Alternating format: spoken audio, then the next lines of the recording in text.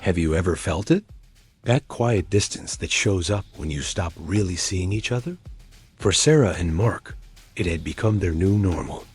They shared a house, but they definitely weren't sharing their lives. They'd be in the same room but feel miles apart, where the silence was somehow heavier than any argument. Each night, the space on the couch between them seemed to get wider, filled with unspoken frustrations and the ghosts of inside jokes they didn't share anymore. They were on the verge of becoming strangers, just two people scrolling on their phones, coexisting but not connecting. It's a subtle drift, the kind that happens so slowly you barely notice it, until you look up one day and have no idea how you got there. But what if reigniting a connection doesn't require some grand gesture? What if it's not about expensive vacations or dramatic, tear-filled confessions? What if the path back to each other is paved with small, almost invisible psychological shifts?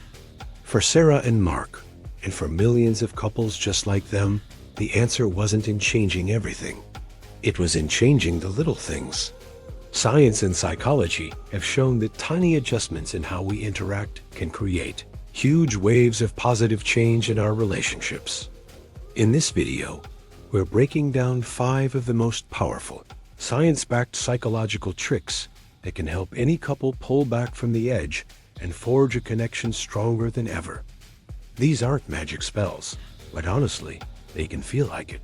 Stay with us as we follow Sarah and Mark's journey back to each other, one small trick at a time. The first trick is something you might already be doing without realizing it. But when you do it intentionally, it's incredibly powerful. It's called mirroring. The psychology here is simple. As humans, we're wired to connect with people who feel familiar. Mirroring is the subtle act of reflecting another person's body language, gestures, or even their tone of voice.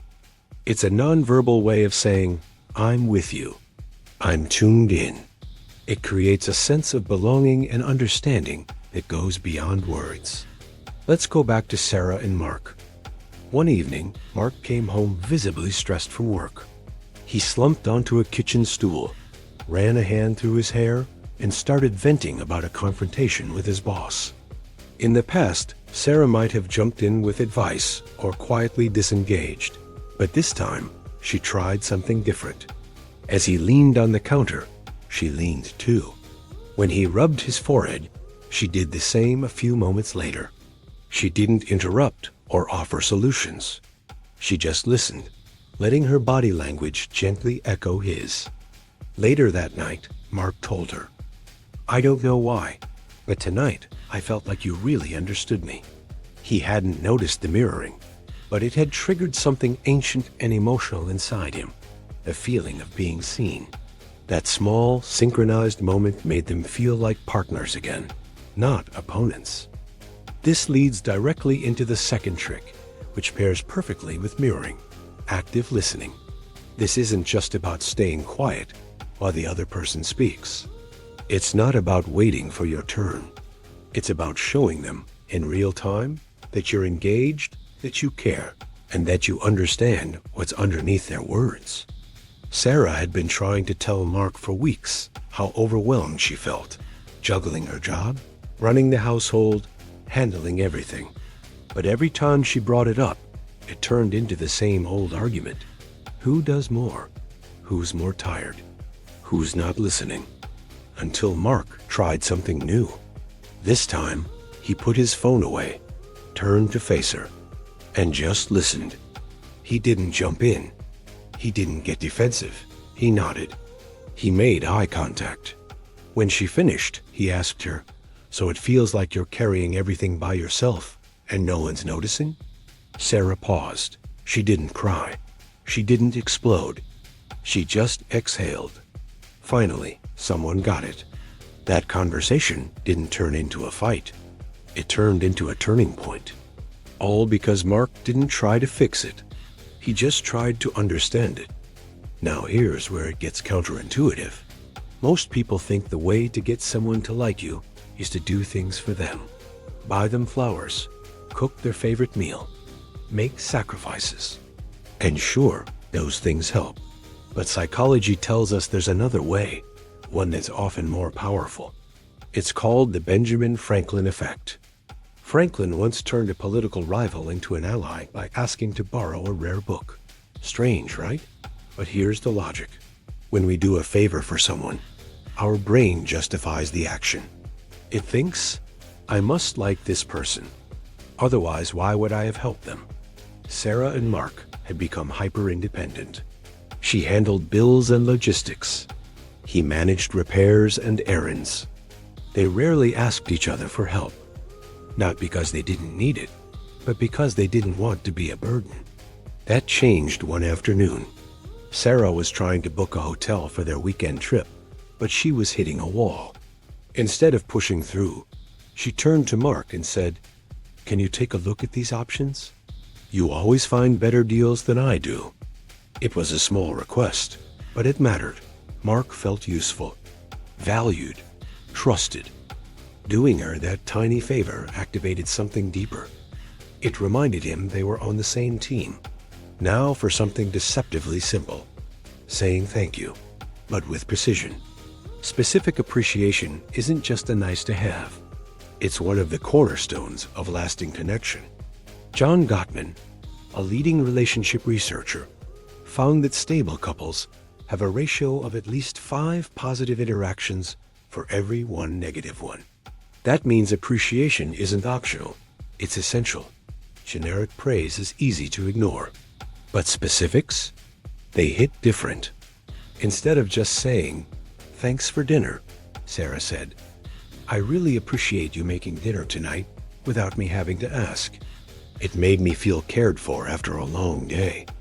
Hey, that blue shirt you're wearing totally reminds me of our first date," Mark said the next day. "I remember how nervous I was and how beautiful you looked." These weren't grand gestures. They were tiny moments of recognition, but they added up, slowly replacing resentment with warmth, neglect with attention, silence with gratitude. Finally, the most important piece. Intimacy doesn't build itself. It needs space, time, and care. Sarah and Mark created a new ritual. Every night before turning on the TV, they'd sit down for just 15 minutes. No phones, no distractions, just them. They called it the check-in. Sometimes they talked about small things, sometimes big things. Sometimes they shared insecurities. Other times, little victories. Mark would say, "I felt stupid during that meeting today. Like I didn't belong." Sarah would say, "I'm scared about my dad's health. I haven't said it out loud yet." And in those 15 minutes, something sacred happened. Walls came down. Trust came back. And over time, the distance between them disappeared. 6 months later, they're sitting on the same couch. Not just next to each other, but with each other. Sarah leans into Mark's shoulder. His arm wraps around her, naturally. They're laughing, telling stories from their day. The room feels different now. Not because the world changed, but because they changed how they show up in it. Their relationship wasn't saved by one big moment. It was rebuilt, slowly, by dozens of small ones. Mirroring during a vulnerable conversation. Listening without trying to solve. Asking for help. Giving real praise. Creating rituals that protect their connection. These weren't tricks. They were truths, and they worked. You don't need to be a psychologist. You don't need to be perfect. You just need to show up differently. Here's a quick recap. Mirror your partner's emotional state to build subconscious trust. Listen to understand, not to respond. Ask for help to strengthen the bond. Appreciate with detail to make love feel visible. Create rituals that keep intimacy alive. Relationships drift when we stop noticing each other. They heal when we start paying attention again. Now it's your turn. What's one small thing that made a big difference in your relationship? Let us know in the comments. And if you found value in this video, like, share, and subscribe, because connection is something we're all learning together.